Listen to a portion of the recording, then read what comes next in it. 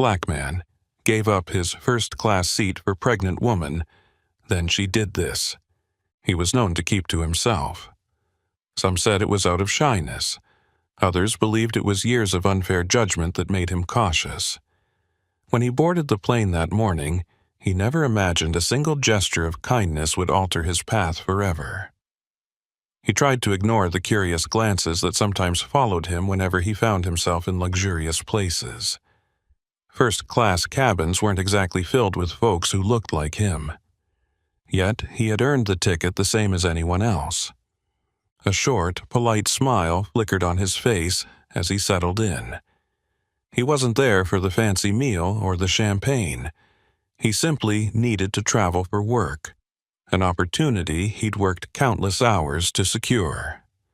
He set his leather backpack beneath the seat, pulled out a battered novel he had been reading for weeks, and flipped to where he left off. He sank into the comfortable cushion. Something in him relaxed. The flight attendant approached, offering water or juice, and he asked for a glass of orange juice, feeling parched. He nearly dozed off right there, lulled by the hum of the plane's engines, but paused to note the people drifting in around him. His mind wandered to the days that had led him here. He thought of his mother's unwavering support, how she believed in him when no one else did. As a teenager, he'd been labeled trouble. Too many run-ins with teachers who assumed the worst. But his mother wouldn't let him slip into that narrative. She insisted he work harder, push further, and climb beyond anyone's expectations. Now, as a data analyst at a growing tech company, he was traveling for an important contract that might open even bigger doors. But old doubts still crept in.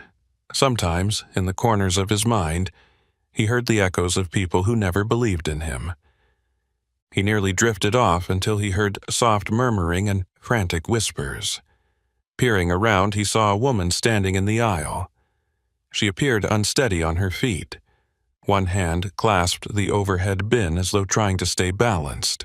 Her other hand rested on her rounded belly. Clearly pregnant. She was scanning the first-class seats as though searching for something or someone. By her side stood a man, nervous, perhaps equally concerned. The flight was full. Nobody in the plush seat seemed willing to budge. The woman looked exhausted, the man's eyebrows knitted with worry. Eventually, they both sighed and glanced down the aisle, where they had been assigned seats in the back. He watched the woman's shoulders sag. Whether it was physical fatigue or emotional exhaustion, he felt a pang of empathy. He imagined the cramped seats, the potential long flight ahead, and how stressful that would be for an expectant mother. His gaze traveled to the empty seat beside him. He had paid extra for first class, but the simple truth remained. She needed it more. Without another thought, he rose and tapped the woman's shoulder. She turned, surprised to see him standing there, offering a gentle smile. "Ma'am, please take my seat," he said quietly. "You'll be more comfortable here." Her eyes widened in astonishment. The man beside her blinked in confusion. For a moment it seemed neither knew how to react. Then a wave of relief washed over her face. She tried to protest, saying she couldn't possibly. But his mind was made up. He gave a small nod, picked up his backpack, and gestured for her to sit. The flight attendant, who had been witnessing the scene, gave him an approving nod as she helped the woman settle into the seat. The man, who introduced himself as the woman's husband, mouthed a heartfelt thank you.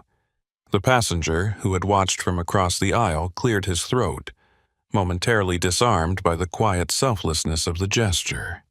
He turned toward the coach, weaving through the narrow walkway with his bag slung over his shoulder. He could feel more stares and hear whispers of curiosity. Eventually, he found the only available seat near the back, squeezed between two large individuals who seemed less than thrilled about the arrangement. But he didn't complain. He tried to fold himself into the seat. At least he had the window. That was something. He inhaled, reminded himself that it was only a few hours. The engine roar grew louder. The plane raced along the runway, lifting skyward, and he found himself pinned to the seat as they ascended. He cast a brief glance at the bright morning sky before closing his eyes, feeling the press of the people next to him. He didn't expect anything more from the pregnant woman or her husband. A simple thank you was enough. But life has a strange way of intertwining paths. By the time the flight landed, his casual act of generosity would spin into consequences far beyond a single seat swap. Exhausted from the flight, he disembarked later than everyone else. He trudged into the airport, waiting in line for a coffee to wake him up. He had a meeting to attend in just a few hours. He rummaged for his wallet and looked up to find the pregnant woman's husband standing in front of him. "Hey," the man said, offering a nervous grin. "I just wanted to thank you again. My wife's name is Grace, and I'm Tom. You really helped her out. She had some complications last month, and sitting in coach would have been tough on her." He nodded, trying to brush it off. "It's all right. I'm just glad she could be comfortable." Tom asked his name. He introduced himself as Darius. They shook hands, and Tom insisted on buying his coffee. Darius felt awkward accepting, but Tom wouldn't take no for an answer. After they placed their orders, Tom explained they were in town because Grace's father had recently passed, and she wanted to gather with her family before giving birth. Darius offered condolences, uncertain if he should pry further. Tom's sincerity, however, was disarming. He seemed to have a grateful, earnest quality, eager to pay back kindness in kind. Before parting ways, Tom insisted they exchange numbers. Darius wasn't sure if anything would come of it, but the man seemed insistent. They parted on a warm note, and Darius hurried off to his meeting. He saw no sign of Grace and felt a quiet hope that she was resting, or had found a calmer environment after the stress of travel. He arrived at the downtown office of a prestigious firm that was considering awarding Darius's company a large contract. Darius had studied all the data. He was determined to deliver a pitch that would make them trust his firm's analytical expertise. In the conference room, he took a seat at a long glass table, facing two stern-faced executives, a middle-aged woman with graying hair pulled into a tight bun, and a younger man tapping a pen on the table. Their expressions gave nothing away. Darius had to push aside any lingering nerves. He'd prepared for weeks, practically memorizing data sets, anticipating questions. As he explained the scope of what his company could offer, he detected subtle flickers of intrigue in their eyes. But halfway through his presentation, the older woman gave him a hard look. "What makes you think your team can handle this project? We've spoken to a lot of firms. Many have more experience in the field than you do." Her voice was sharp, echoing with the unspoken question, "Why should we trust you?" He steadied himself. "We may be a younger firm," he replied, "but we've got a diverse, talented team that's already delivered results for organizations like yours. We integrate fresh approaches with reliable data analytics. We're nimble, adaptable, and resourceful. You'll get a personalized focus you can't find at larger corporations that rely on old methods." He offered a carefully placed smile, though he could tell she was still unconvinced. The younger man chimed in, acknowledging the data Darius had provided. There was a flicker of hope in Darius's chest. He launched into a detail about projection models. Moments later, he witnessed their guarded gazes soften, replaced by a sense of cautious approval. When he finished, both executives stood, shook his hand, and promised to be in touch. He left the building uncertain, but at least he felt he hadn't stumbled. As he walked out onto the busy city street, he turned his phone back on. 2 missed calls from an unknown number. Then a text from Tom. "We'd love to treat you to dinner." The invitation felt odd, but something about the situation tugged at him. He had no family in town, and truth be told, loneliness often crept in on these work trips. He rarely traveled for pleasure, so an offer of company and gratitude could be a welcome break. He found a moment to text back, saying he was free that evening.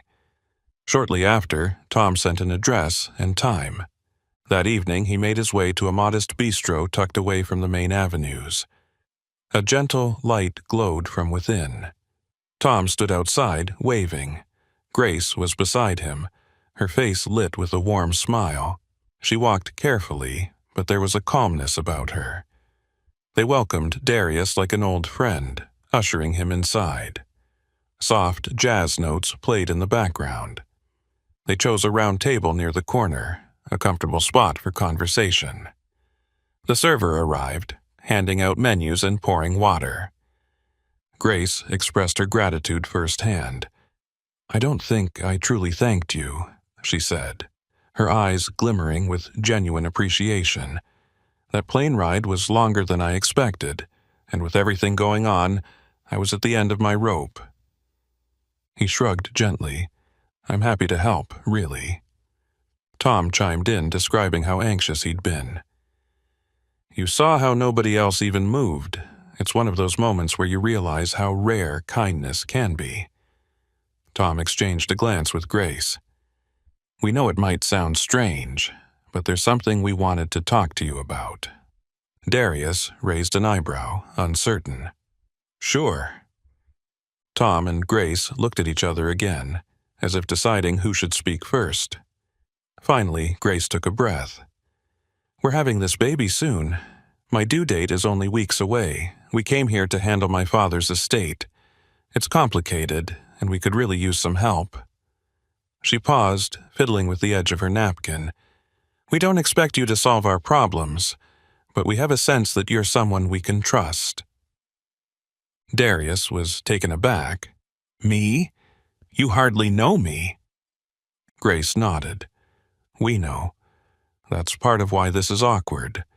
But you offered up your seat, no questions asked. Most people wouldn't do that. It just made us think that we'd like to work with someone who cares more about doing the right thing than their own comfort." Tom cleared his throat. "Grace's dad had a business. We don't know the full scale of it yet. There's some complex financial stuff. We were hoping to find someone with data expertise who could sift through the numbers. We have an attorney, but we need a clearer picture of what we're dealing with. We can pay you. Probably not at the level your firm pays you, but it's a side project. Are you interested?" Darius's mind spun. He'd come to this city for an official pitch, and now here was a personal request for help. He asked a few cautious questions. What kind of business was it? How much data are we talking about? Grace explained that her father ran an import-export company. After his death, she discovered there were multiple accounts, perhaps some off-the-books transactions, and many confusing spreadsheets that seemed incomplete. "I don't suspect anything illegal," she said, her voice wavering slightly. "But my dad had a habit of trusting the wrong people. I want to know if someone might be taking advantage of us." Darius considered the possibility. It would require time, but it could be done in off hours.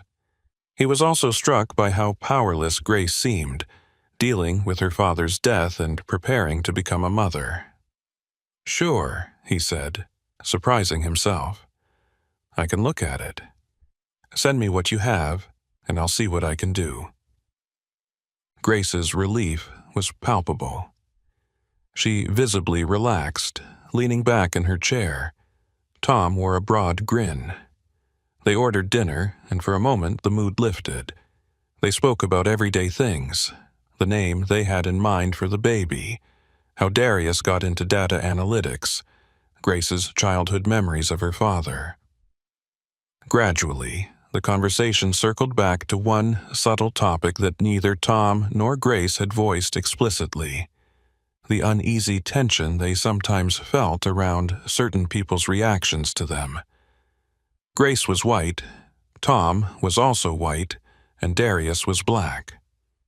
The dynamic of the dinner, with them in a small bistro, drew occasional glances, but within the comfortable bubble of their conversation, those glances seemed distant. After dinner, they walked out together. The night air was crisp, Grace asked if Darius needed a ride anywhere, but he waved it off, mentioning he had a hotel nearby.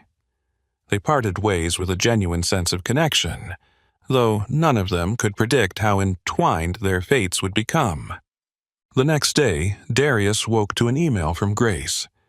There was an attached folder, dozens of scanned documents, ledger sheets, partial bank statements. He poured himself a cup of black coffee, opened his laptop, and began analyzing the labyrinth of figures. The deeper he went, the more questions arose. He noticed some repeated transactions that made no sense, large sums of money funneling through multiple sub-accounts. He realized this could be more complicated than any of them suspected. However, he had to balance this new side project with his official work. That afternoon, the prospective client from the day before requested a second meeting. Darius left the tangled finances for a time and headed back to the office building. This time, the younger executive smiled more openly. "We appreciate your thoroughness," he said, guiding Darius into a smaller conference room. "We want to meet the rest of your team. Maybe set up a conference call next week." Darius agreed, feeling a spark of hope. He left the meeting in good spirits, but as he stepped onto the busy sidewalk, his phone buzzed again. Another unknown number. He answered cautiously, only to hear a voice he hadn't expected. "Darius, it's Tom. Look, I'm really sorry to bother you. Grace is in the hospital. It's probably nothing serious, but the doctor wants to keep her overnight. She was dizzy, so we came in as a precaution. Just wanted to keep you updated. She specifically asked me to let you know." A wave of concern swept him. He asked if they needed anything. Tom hesitated. "We're okay, I think. Just concerned. Keep going with the documents if you can. We'll connect soon." Darius agreed, adrenaline buzzing in his veins. He found a taxi, heading back to his hotel. He opened his laptop again, pushing aside his mounting worry for Grace. A gnawing dread formed in his gut as he sifted through more of her father's finances. It wasn't adding up. Some transactions bore cryptic references to shipping containers, but the amounts seemed inflated. He stumbled upon names, some that seemed legitimate, others suspicious. Was this purely mismanagement, or something more sinister? He forced himself to take a break, trying not to read too much into the data just yet, but the patterns hinted at a possible scam or illegal operation, leaving him more uneasy with each discovery. That night, he hardly slept. His thoughts kept spinning. He pictured Grace and Tom struggling with hospital stress, the baby's well-being overshadowing everything. Then he thought of how easily he had stepped into their lives. A part of him worried that involving himself in their personal matters might lead to trouble. The following morning, Tom called with good news. Grace was released. The doctors wanted her to rest to avoid stress. Darius felt a renewed sense of responsibility. How could she rest if her late father's finances were a mess? He decided to fast-track his analysis, diving headfirst into each line item. He juggled phone calls to old clients, searching for any insight. He scrolled through local business forums, looking for references to Grace's father's company. Bits and pieces started forming a puzzle. Some shipments seemed legitimate, others suspicious. Certain patterns suggested a partner or employee might be embezzling funds. The next time he met with Grace and Tom, she looked drained. She pressed a hand to her belly as if assuring the baby that everything was fine. They sat at the same bistro.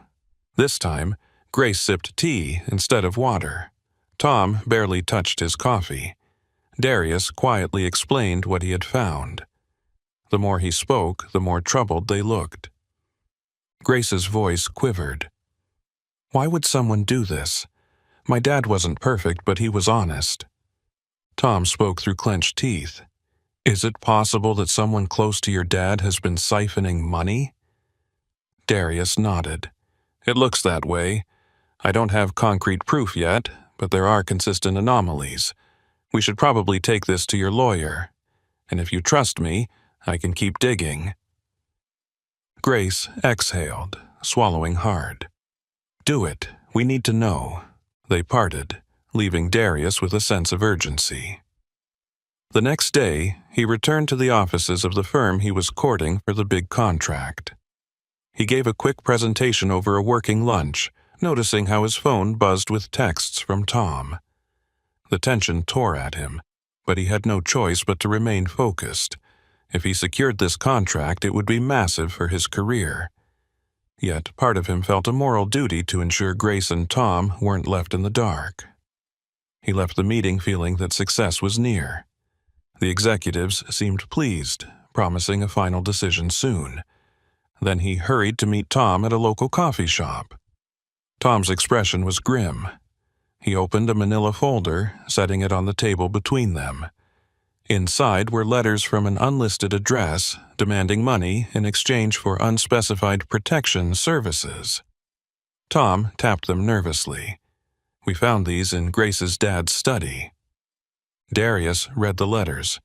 They threatened to expose past mistakes if payments weren't made. The amounts demanded matched some of the suspicious transactions in the account. An uneasy chill sank into Darius's chest. This was no run-of-the-mill embezzlement. It sounded more like blackmail. Tom lowered his voice. "Grace can't handle this right now. We can't let her stress over it. But I don't know where to turn." Darius rubbed his temples. "We'll figure it out. You have a lawyer, right?" Tom nodded. "He's good, but he mostly handles estate matters. I don't know if he has the background for something like this." They agreed that Darius would quietly keep digging, this time focusing on the addresses, names, and references in the letters. That night, Darius found himself in his hotel room, hunched over his laptop again. The adrenaline made him restless. He chased every lead he could find online, but the addresses turned up nothing conclusive. Could Grace's father have been involved in something shady, or was he a victim of a con? Darius's eyes burned from the screen's glare, his mind racing with possibilities. A week passed, in a blur of data analysis, tension, and short check-ins from Tom regarding Grace's health. Darius continued responding to calls from the prospective client, feeling hopeful that they'd soon sign the contract. Despite the building stress, he sensed a new determination taking shape inside him. He had always been someone who minded his own business, but this time, stepping outside that comfort zone felt like the right thing to do. One afternoon, while wrestling with the documents, Darius spotted a pattern. The blackmail letters mentioned a shipping route from Asia. The suspicious transactions corresponded to the same shipping route, with repeated references to a local facility. He found a partial match in the city's business registry linking a warehouse to a man named Clyde Harris. Darius had never heard of him. He rummaged through the older files Grace's father had kept. There was a single note scrawled in the margin of a ledger. "Need to talk to Clyde about insurance." It was dated just a month before Grace's father passed away. His heart raced. Could Clyde be the blackmailer, or was he just another piece of the puzzle? Darius decided to call Tom immediately. Tom listened, then said, "We should go check it out. Grace is resting. The doctor put her on bed rest for a few days, so I can slip away for a bit." That evening, they drove out to the address listed for the warehouse. The building stood at the edge of a commercial district, battered and mostly deserted. The giant corrugated metal walls loomed behind a locked gate. Tom parked the car a short distance away. The city lights cast an eerie glow on the structure. They got out, peering through the fence. A large sign read, "C. Harris Imports." The silence was broken only by a faint hum of traffic on the nearby highway. Tom gripped the gate, rattling it. Locked. A guard might have been on duty somewhere, but no one appeared. Darius studied the surroundings, trying to decide if they should even be there. They hadn't trespassed, but they were close. Then they heard a shuffle from behind the gates. Out stepped a man in his mid-50s wearing a heavy jacket. He looked at them suspiciously. Tom introduced himself, explaining that Grace's father had done business with Clyde Harris. The man's demeanor changed slightly. "You with the old man's family?" he asked, eyeing them. His glance lingered on Darius with wariness.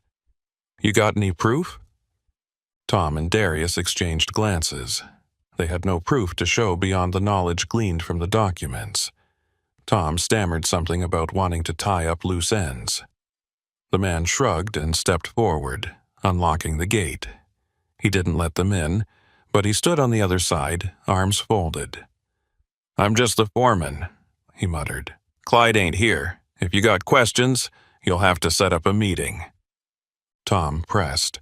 "We found some concerning things in the records. Are you aware of any large payments being funneled through here that might not be legitimate?"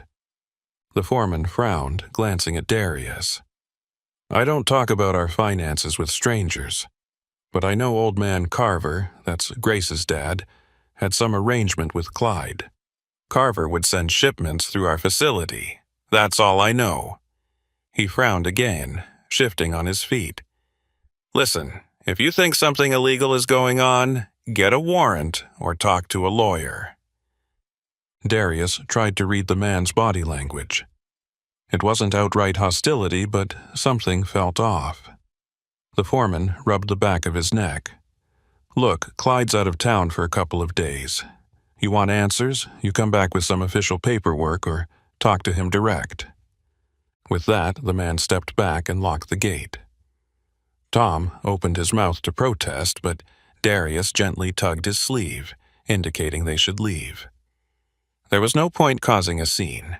As they walked away, Tom muttered, "Well, that was a bust." Darius shook his head, feeling more determined. "We'll find a better way. Clyde might be in on something, or maybe he's a victim too." They drove back in silence, each lost in thought. Darius wondered if they should involve the police, but there was no hard evidence. Just incomplete ledgers and suspicious letters. And there was Grace, who didn't need more stress. He also worried about the possibility of jeopardizing his own career. If he got tangled up in an investigation, what would that mean for the contract he was about to secure? Back at his hotel, Darius tried to sleep, but couldn't. His mind replayed every conversation, every clue. Eventually, he drifted off, only to be awakened at dawn by yet another call from Tom. "Darius, something's not right," Tom said, panic in his voice. "Our attorney tried to track down some paperwork, but the county office said certain files are sealed. And get this, someone left a note in our mailbox last night. It said, 'Stop digging or else. Grace is freaking out.'" Darius's stomach tightened. Threatening notes. This was escalating. "I'm so sorry this is happening," he said, struggling to find the right words. "Do you want me to come over?" Tom sounded relieved. "Would you? Maybe you can help calm Grace." Darius agreed, quickly dressing and hurrying out. The rideshare dropped him at a quaint neighborhood of tree-lined streets. Tom's house was modest but inviting, with a small front porch. Grace greeted him at the door, looking tired but determined. She handed him the note. The paper was typed in block letters, stating simply, "Stop asking questions or you'll regret it." Darius's first impulse was to tell them to involve the police. Grace sighed, sinking into an armchair. "I'm scared," she admitted. "But what can the police do with so little evidence?" Tom paced the living room. "We have to keep going. We have to figure out who's behind this. If it's Clyde or someone else, we can't let them bully us." Darius tried to look calm. "I'll keep looking into it, but let's be cautious. No more random visits to the warehouse. We'll gather proof first." Grace agreed, resting a protective hand on her belly. The baby had started moving a lot, a sign of health, yet each kick reminded them how little time remained until her due date. Darius promised to remain discreet, balancing this investigation with his professional obligations. He spent the next few days finalizing data for the big contract. A sense of triumph filled him when he finally got the call. His firm had been chosen. The project was his. His boss was elated, offering congratulations from headquarters. Darius felt a surge of validation. All those years of hard work, the late nights, the doubts, now it felt worth it. Yet a shadow loomed over his excitement. Grace's crisis remained unresolved. Without a second thought, he decided to stay in town a bit longer, telling his boss he had personal matters to attend to. His boss, impressed with his success, told him to take as much time as he needed. That evening, Tom invited Darius over for dinner. Grace tried to mask her worry, but Darius could see the strain. Over a simple meal, they went over the documents once more. Darius described his suspicion that the blackmailer had an inside connection, someone who managed the finances closely. They mulled the idea that it could be Clyde Harris or one of his employees. Grace mentioned her father once had a business partner named Ronald, who left the company abruptly. She hadn't seen him in years. Tom recalled hearing about Ronald in passing. "Yeah, your dad used to talk about how they had a falling out. But do you really think Ronald would come back and threaten Grace now?" Darius shrugged. "If he had a grudge, or if something in the business went sour, it's possible." They decided to track Ronald down. Late that night, Darius found an online listing for a Ronald Fletcher, matching the age and region. The next morning, he and Tom drove across town to find the address. It led them to an aging apartment complex in a less affluent part of the city. They knocked on the door, uncertain what to expect. An older man answered. His hair was thinning, and he peered at them with sharp eyes. When they mentioned Grace's father, the man exhaled a slow breath. "He's gone," Ronald said in a wistful tone, stepping aside to let them in. The apartment was small, cramped with old furniture. Ronald settled into a fraying chair and motioned for them to sit on the couch. He looked tired, as though haunted by unspoken regrets. Tom cleared his throat. "We found evidence that someone's blackmailing Grace. Her father's finances are a mess. We're trying to figure out who's behind it. We thought maybe you'd know something." Ronald's eyes clouded with emotion. "I left the business because I couldn't stomach some of the deals your father was making. I wanted to remain above board, but he started trusting Clyde Harris. I told him Clyde was trouble, but he wouldn't listen." He paused, rubbing his temple. "I never meant for things to end badly between us. We were friends once, but I walked away when I realized Clyde's plans." Darius leaned forward, heart pounding. "What do you know about Clyde's plans?"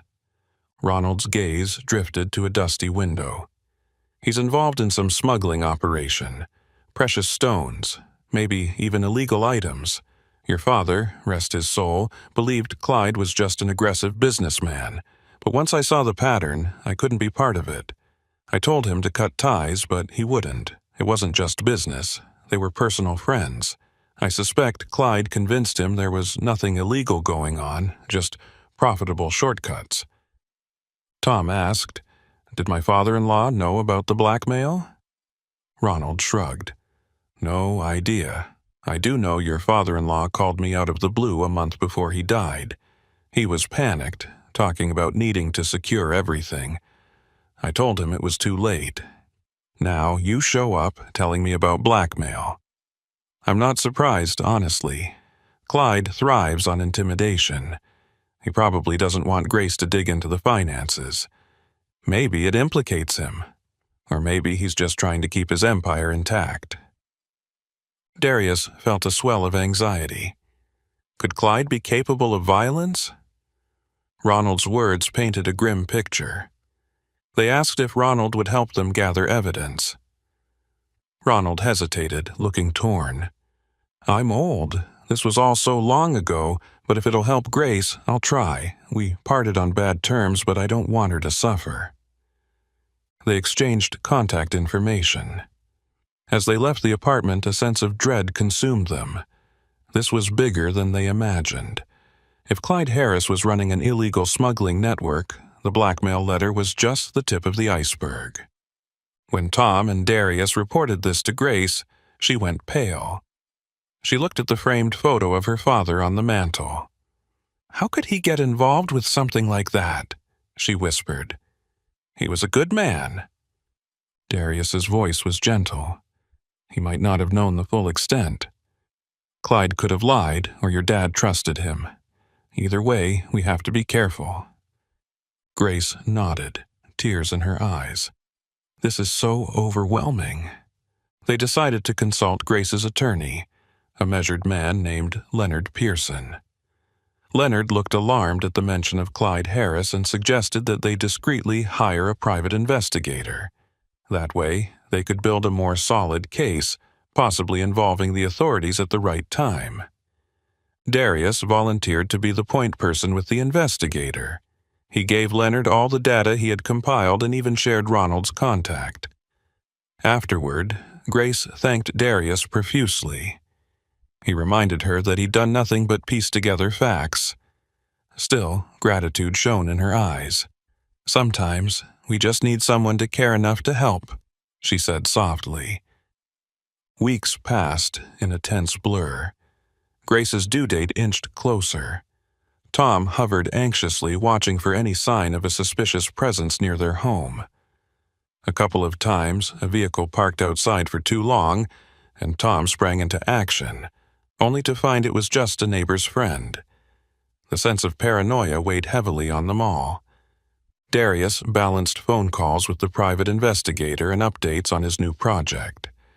While he was under pressure to deliver results for his firm, he found a renewed sense of purpose in helping Grace and Tom.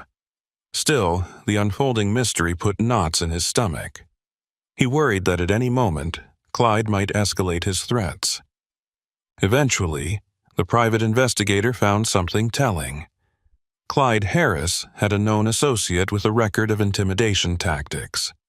This associate's name matched the partial signature on the blackmail letters.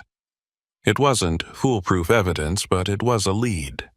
Leonard, the attorney, decided it was time to approach the police quietly. Darius braced for pushback or skepticism, but the detective they spoke with was surprisingly attentive. They handed over the financial documents, suspicious letters, and the private investigator's notes. The detective promised to look into it, advising them to be vigilant but to avoid rash actions. It was a relief to have the authorities involved, but they had to trust the system would work. Not long after, Tom called Darius in a panic. They took Grace to the hospital. Her water broke early. Darius's heart jumped. He rushed to the hospital, where he found Tom pacing, face pale with worry. Grace was in a delivery room, surrounded by nurses. Darius sat with Tom in the waiting area, the tension nearly suffocating. Hours passed. Finally, a nurse emerged, smiling. "You can see her now. The baby's fine." A flood of relief washed over them as they entered the room. Grace held a tiny bundle, tears of joy on her cheeks. The baby's eyes opened briefly, then closed. Tom kissed Grace's forehead, whispering how proud he was. Darius lingered near the doorway, unsure if he should intrude on their family moment.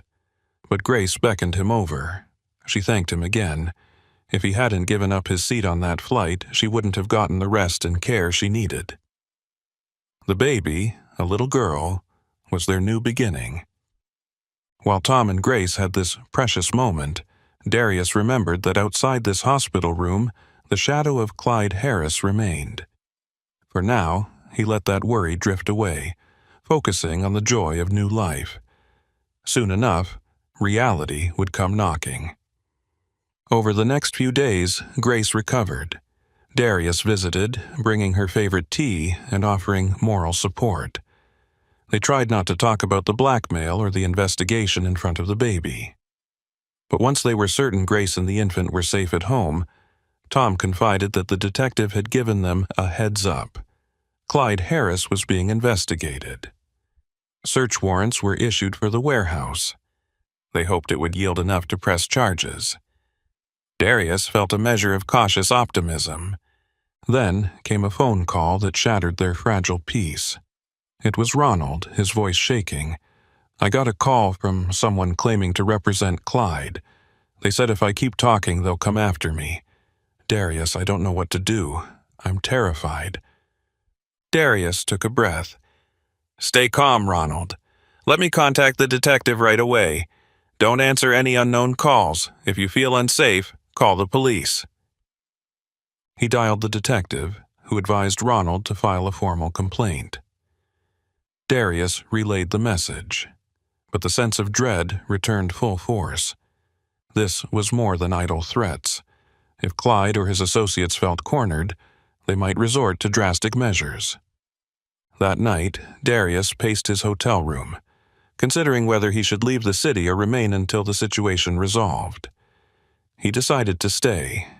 He'd come this far, and leaving now felt like a betrayal of Grace and Tom's trust.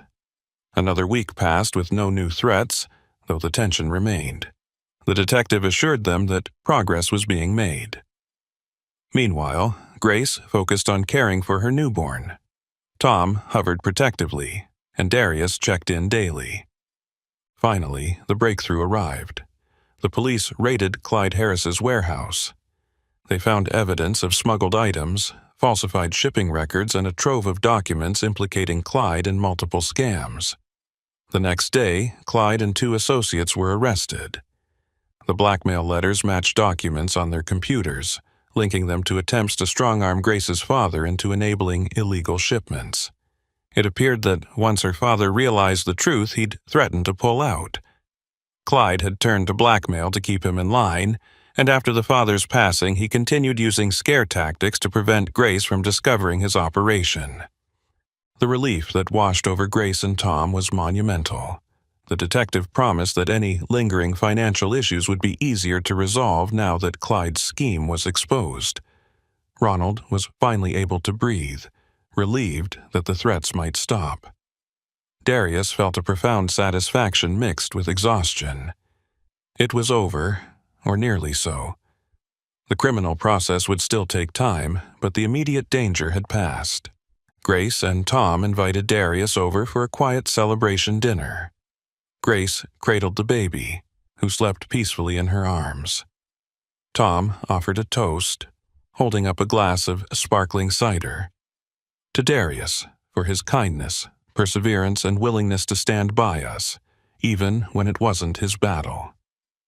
Darius felt heat rise to his cheeks.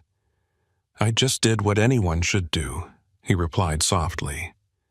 They clinked glasses. The baby stirred, letting out a soft cry. Grace gently rocked her, humming a lullaby. Darius watched them, thinking back to that day on the plane.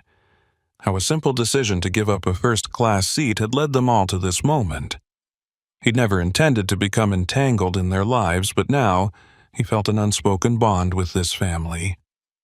A few days later, Darius packed his bags, preparing to fly home. He'd done what he came to do professionally, and more. Grace was in good spirits, the baby thriving, and Tom was eager to settle the estate properly. They had mounds of paperwork, but no more fear of blackmail. As Darius said his goodbyes, Grace insisted on hugging him tight. "Thank you, truly," she whispered. "You'll always be welcome in our home." He smiled, holding the sleeping baby's tiny hand for a moment. Tom patted his back in gratitude. "Safe travels, friend. Keep in touch." Darius nodded, promising he would. He caught a taxi to the airport. In the terminal, memories swirled. It felt surreal to think how everything started with him offering his seat to a pregnant woman. As he boarded his flight, he looked at his ticket. This time, it was also first class, a token from his boss for landing the big contract. Yet he couldn't help scanning the crowd, wondering if someone else needed the seat more than him. But no one seemed in distress or need. He settled in, feeling more at ease with himself, a quiet pride in his chest. As the plane soared into the clouds, he reflected on the unexpected journey. He recalled the tension, the fear, the courage it took for Grace to push forward, the unwavering loyalty of Tom, and the regrets of Ronald. Though the path had been tangled with threats and mysteries, there was a silver lining.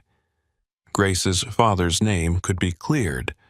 The baby could grow up free from that shadow, and Clyde Harris would face justice for his crimes. For Darius, the biggest lesson was that the smallest acts of kindness can open doors to unforeseen challenges, and sometimes the greatest rewards. He opened the battered novel he'd carried for weeks, this time reading the same lines with a new perspective. He realized that life's chapters don't always unfold how you expect, but that doesn't mean you shouldn't keep turning the page. The flight attendant offered him a glass of orange juice. He smiled, recalling the day he'd asked for the same drink before everything changed. He settled back, determined to savor this moment of peace. The hum of the plane's engines a steady lullaby of closure and possibility. Back in his hometown, Darius returned to work. His boss was thrilled with his performance, praising him for securing the contract. Word spread that he had gone above and beyond, impressing clients with his diligence. Yet he found that he'd changed somehow. He began to take a deeper interest in others, noticing small moments where help might be needed. He wasn't trying to be a hero. He'd learned that simply being open-minded and compassionate could create ripples of impact. He kept in touch with Grace and Tom via text messages and occasional phone calls. They sent pictures of the baby, wide-eyed and curious, growing a little each day. Grace's voice sounded lighter, relieved of the fear that once weighed her down. A few months later, when the trial against Clyde Harris commenced, Grace testified about what her father had shared, and Ronald provided valuable history of the business. Darius wasn't called to the stand, but he watched from a distance, ready to support them. The prosecution built a solid case. Clyde glared daggers at them all in the courtroom, but the evidence was damning. In the end, Clyde was convicted of multiple counts, ensuring he wouldn't be a threat again.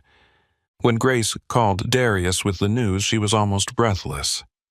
"It's finally over," she said, joy mixing with relief. "We can truly move on." He congratulated her, listening as the baby cooed in the background. "I'm glad," he told her. "You all deserve peace." She smiled through the phone line. "You deserve thanks, Darius. Not just for the seat on the plane, but for everything else you did. You believed in us when it got scary, and I'll never forget it." He swallowed, feeling humbled. "I only did what felt right." After the call, he leaned back in his chair, letting the moment sink in. Sometimes people cross our paths in ways we can't predict.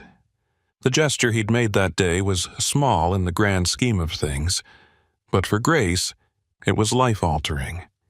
And for Darius, it was a turning point. He'd discovered a side of himself he didn't realize existed, the part that could step up for others, even when it meant stepping outside his comfort zone.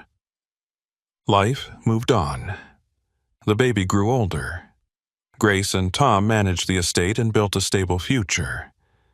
Darius flourished in his career, occasionally traveling for more big deals. Each trip, he found himself scanning the crowd, not in suspicion, but in openness. He'd remember a pregnant woman standing in a cramped aisle, exhausted and vulnerable. He'd remember how that one act of kindness led him to friendships, struggles, and a sense of meaning he hadn't experienced before. Years later, he received a wedding invitation in the mail. It was from Grace's sister, whom he had never met. The invitation mentioned a family gathering. Grace had insisted that Darius be invited, calling him part of their extended circle now. Darius considered it. He was busy, but the thought of reuniting with them made him smile. Ultimately, he decided to go. The day of the wedding, he arrived at a charming old church with stained glass windows. Inside, he spotted Grace holding a toddler's hand, her daughter, the same baby he'd first seen in the hospital. The little girl clutched a tiny bouquet of flowers, looking around the bustling crowd with wide eyes. Grace spotted Darius and waved him over, smiling from ear to ear. "You made it," she exclaimed. She introduced him to family members, some of whom seemed already to know who he was. They thanked him quietly for helping Grace during her toughest moments. Darius felt shy under their gratitude, but also strangely proud. Tom patted him on the back. "We owe you so much," he said. "But I know you'll say you were just doing what anyone would." Darius laughed softly. "You know me well." They guided him to a seat, and the wedding ceremony began. As he watched the bride walk down the aisle, Darius felt a swell of emotion. He glanced at Grace and Tom, remembering everything they had endured. Their baby, no longer a baby, sat on Tom's lap, playing with a ribbon. Everyone looked content, free of past worries. Once the vows were exchanged and the ceremony concluded, the guests made their way to a small reception hall. There was music, dancing, laughter. Grace and Tom introduced Darius to more relatives. He sipped punch, feeling a pleasant warmth in the air. Eventually, Grace asked him if they could talk for a moment. They found a quiet corner away from the music. She clasped her hands, searching for the right words. "I never told you this before, but the day you gave me your seat on the plane, I was terrified. I had just gotten bad news from my doctor, something about my blood pressure. Every little comfort made a difference. And if you hadn't done that, who knows how the flight would have gone." He tried to wave it off, but she continued. "It's not just that. You chose to stick around, even when it got dangerous. I know you risked your own reputation and your peace of mind to help us. You proved that there are still good people in the world who do the right thing." Tears brimmed in her eyes, but she smiled. "So thank you. Your kindness changed everything for me and my family. My father's name is not dragged through the mud. My daughter can grow up without that burden of fear." Darius felt a lump in his throat. "I'm grateful to have played a part," he managed to say. "You've taught me just as much about trust and perseverance." She hugged him, her embrace warm. Then Tom joined them, taking Grace's hand, and the three of them stood quietly for a moment, acknowledging the unique bond they shared. Later, they returned to the celebration, dancing to the lively music, chatting with guests. Darius found a seat at one of the tables watching the swirl of color and light, smiling at the improbable journey that had brought him here. As the evening wore on, guests began to leave, the newlyweds off to start their new life. Darius said his farewells to Grace and Tom, promising to keep in better touch. The drive back to his hotel was filled with reflections on how small choices can trigger massive shifts in life's trajectory. Once in his room, he sat on the edge of the bed and let out a long sigh of contentment. Days turned into weeks, and the wedding became a pleasant memory. Darius continued to excel in his career, but a yearning for deeper connections sprouted in him. He started volunteering at local community centers, driven by the realization that sometimes all it takes to uplift someone is a single genuine gesture. He didn't share this with many people, preferring to keep it personal. But inside, he carried the knowledge that he had once made a difference in one family's life, and that same difference could ripple outward in many ways. He still heard from Grace every so often, pictures of the child's milestones, or updates on how they were traveling more confidently these days, unafraid of the ghosts from the past. Tom would occasionally send him a funny text or meme, a small reminder of their continuing friendship. He never forgot the first moment they introduced themselves in the airport coffee line, how awkward it had felt, how random it all seemed. Yet looking back, it was meant to happen. The cosmic puzzle of life sometimes fits together in surprising ways. Whenever Darius found himself on a plane, he would think of Grace. He'd scan the rows, noticing if anyone struggled. He wouldn't always give up his seat, sometimes there was no need, but the mere awareness made him more empathetic. One day, he did see a young mother with 2 toddlers, eyes weary, trying to shuffle her belongings. He offered to help with her luggage. She accepted with palpable relief, and he felt that familiar spark of fulfillment. It wasn't about being recognized or praised. It was about being a decent human being. Looking ahead, Darius couldn't predict what other challenges life would throw at him, but he felt a renewed confidence in his ability to face them. He had discovered a well of resolve and compassion within himself, proven by how he'd handled Grace's troubles. No matter how uncertain the world might be, the power of a single kind act remained constant. And so, in the grand tapestry of his life, one seemingly small decision, to give up a seat in first class, became the thread that wove together trust, friendship, and justice. He didn't see it as an extraordinary act, but to the woman who needed it most, it made all the difference. Through danger and discovery, sorrow and triumph, they had emerged stronger and closer. Their story quietly stood as a reminder that kindness, once set in motion, can carry on, touching hearts and changing destinies in ways no one could have imagined. Did you enjoy this story of ambition, courage, and the power of one voice to spark change? Let us know in the comments. What part resonated with you the most, or which character's journey surprised you? We love hearing your thoughts. And if you want more stories like this, full of twists, heart, and inspiration, make sure to hit that subscribe button and turn on notifications. There's plenty more where this came from, and we'd love for you to be part of this journey.